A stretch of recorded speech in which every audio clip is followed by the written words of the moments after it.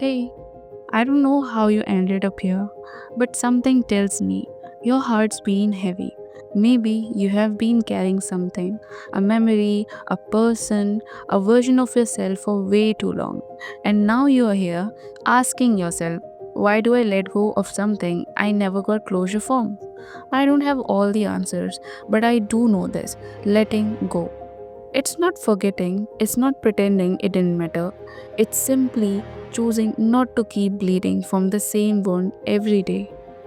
Let's be honest, you have probably held on longer than you should have. Not because you are weak, but because you loved deeply, because you hoped things would change, because you believed that if you tried just a little harder, maybe they'd stay, maybe it would make sense. But it didn't. And sometimes, no matter how badly you want something to work, it just don't. That's not your failure, it's just life. You ever hold on to something so tightly, not because it's helping you grow, but because you are afraid of who you'll be without it. Like you're scared of the silence that might follow or the emptiness. You keep going back to the same thoughts, same memories, hoping they'll comfort you. But they don't. They just reopen the wound. And still, you hold on because the pain feels familiar, safe, and evil. But deep down, you know this isn't peace, it's just survival. And you are meant for more than just survival. Okay, so I want to tell you something that took me a long time to learn. Closure isn't something they give you, okay? It's something you create. It's not always a conversation or an apology. Sometimes it's just you choosing to walk away from something that has been holding you back. Even if you still miss them, even if the memories still sting, you get to decide what stays in your heart and what doesn't. You get to choose peace even if it feels weird at first. And you don't need to be over it to start healing. You just need to stop letting it control your energy. Letting go happens in the tiny, quiet moments. Not texting them back, not checking their profile, not replaying that moment in your head again. It's not one big decision, it's a million little ones. And with every choice, you get a little lighter, a little stronger. And well, I know it still hurts, but hurt doesn't mean you're broken. It means you are healing, and healing is messy. It doesn't always look like progress. Sometimes it just looks like sitting with your feelings and not running from them anymore. You are doing that right now, and that's a big deal.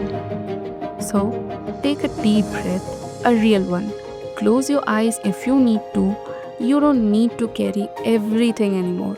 You don't have to keep proving your word to people who couldn't see it. Let go, not because it's easy. Let go because you deserve a future that isn't built around pain. You deserve love that doesn't confuse you, peace that doesn't cost your identity, a life that feels like yours again. And one day soon, this chapter will make sense. You'll look back not with regret but with quite gratitude because this is where it changed. This is where you changed. You let go not because you stopped caring but because you started caring about yourself. And that's the beginning of everything. And hey, before you go, if your heart feels like it's still holding on to things you haven't had the words for, I've made something for you.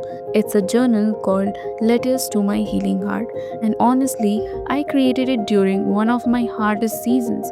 It's not about forcing healing, it's about giving yourself space, gentle space to rest, to relate, and to finally exhale.